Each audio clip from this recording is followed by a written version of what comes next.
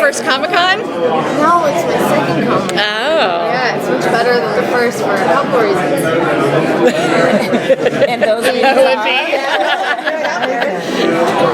First reason being, last year when the 100 was here, the show hadn't even premiered yet, so it was really difficult to convince everybody that what we are doing is amazing, epic material that's going to push the envelope. But it is. Right. They're there, and the fans are here, and they're invested in the characters, and nominated for an Emmy, which is wonderful. So I'm really happy to see the fans' response to the show. It's a fantastic show. Yeah. I mean, I'm so happy you're here because I have to ask you, please tell us something about Lincoln. You and Lincoln, I'm just so excited. You're like the one bright spot in such a dark show. I know, it's true, yeah, it's really heavy content. Lincoln and Octavia, it's different than any other romance on the show, I think, because they've made such epic sacrifices for one another. Octavia knows what it's like to be wrongfully accused for something because her crime was just being born. She was raised and hidden under the floor for inspections, and then as soon as she was discovered as a second child, she was put in prison for her whole life. So she knows what it's like to be accused of something like that. So when Lincoln saves her life from being speared that day, and then her people go and start torturing him almost to the point of death, it's her responsibility to stick up for him and try to let them know that maybe the Grounders aren't, who we think they are. So they just make epic sacrifices for one another, and that's why I think the fans are so on board with Romeo and Juliet romance. Yeah.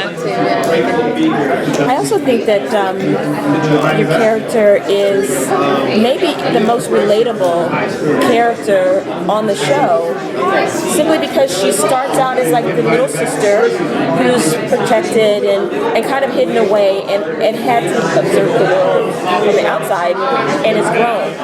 Can you talk a bit about taking your character through that arc over the 13 episodes, right?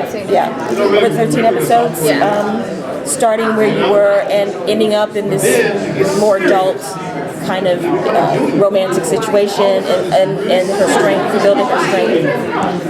Yeah, the arc that Octavia has from episode 1 to episode 13 are almost like two different people. She goes from, a young, sheltered girl with her walls up completely to everybody around her to, this woman who's trying to make sacrifices and putting herself aside for the good for people, for survival in mankind.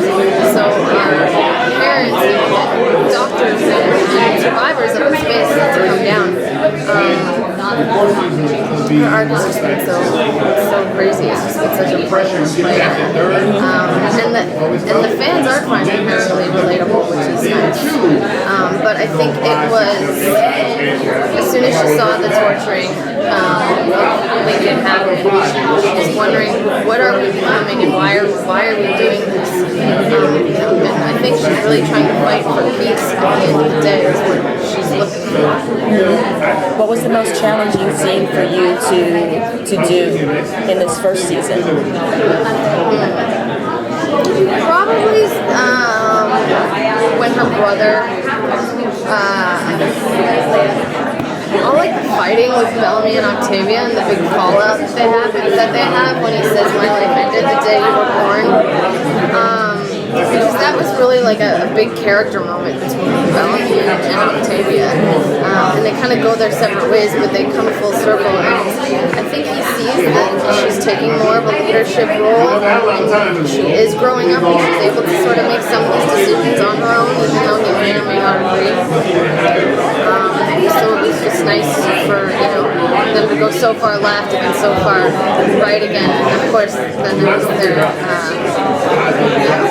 devastating "May we meet again, YAH" in the finale. You'll have to tune in to see it. bigger political, the kind of the bigger political story, do you feel, because this show's pitched at a young audience, to what extent do you think, they obviously key into the romance and the relationships, to what extent do you think they key into the kind of the deeper political story in terms of the right and the wrong and the boundaries and the ethics that are kind of played within the story?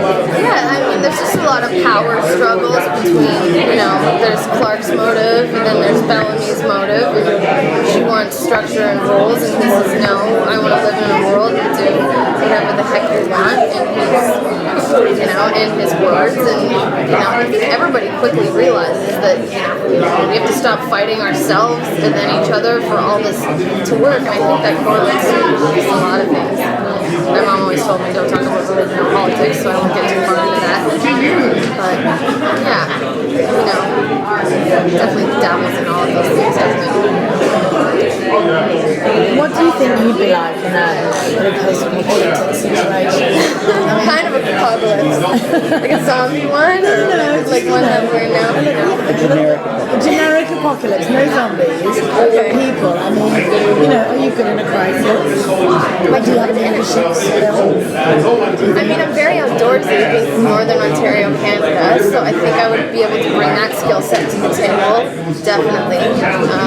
Love to camp, love to fish, so I know I wouldn't starve and I'd be able to light a fire and have a roof over my head, so it's a good place to start. So while we're at Comic-Con, who's your favorite superhero? I haven't been able to peruse the floors yet. But I mean, it's just in general, like growing up. Yeah. Was there any superhero that you really liked or really liked to follow or go to the movies of? Yeah, I liked Catwoman. Oh, good. That's a good one. There's something, You'd make a good Catwoman. Yeah, true. Yeah, maybe one day. Yeah, there's always Halloween, right? I can at least be here for one day. Yeah. Thank you. All right. Congratulations on the show. Thanks for watching. All right. Bye.